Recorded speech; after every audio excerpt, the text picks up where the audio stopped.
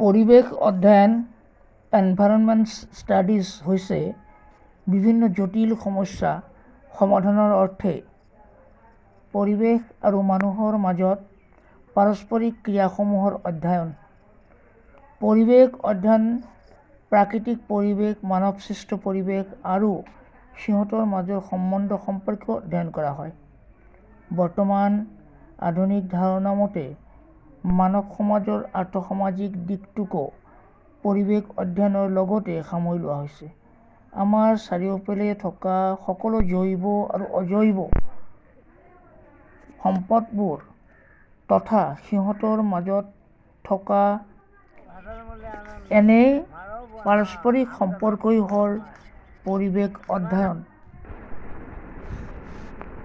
মানুহৰ বাবে জীৱবৈচিত্ৰ্যৰ প্ৰয়োজনীয়তা জীৱন যাপনৰ পৰা আৰম্ভ কৰি মনোৰঞ্জনৰ যেনে খাদ্য, বস্তু, বাসস্থান, ঔষধ এই সকলোবোৰ প্ৰয়োজন মানুহে জীৱকুলৰ পৰাই লাভ কৰে। আনহাতে জীৱকুলৰ মাজত মানুহে আধ্যাত্মিকতা উপলব্ধি কৰে, জীৱন চেতন শক্তি ভগৱানৰ অংশ বুলি বিশ্বাস কৰে।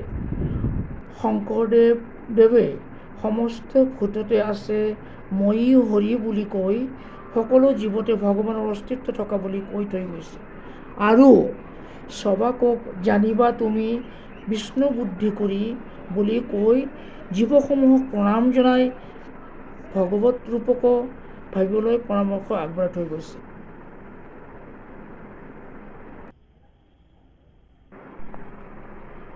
পৰিৱেশ আমি সংৰক্ষণ কৰি ৰাখিব লাগিব। পৰিৱেশক আমি ভালদৰে ৰাখিব লাগিব, নহ'লে মানৱ সমস্যাৰ কাৰণে হ'ব এক ব্যাপক ক্ষতিকাৰক। সেইকাৰণে আমি পৃথিৱীক ৰক্ষা কৰিব লাগিব, তেতিয়াহে আমাৰ পৰিৱেশ আমাৰ ৰক্ষা হ'ব।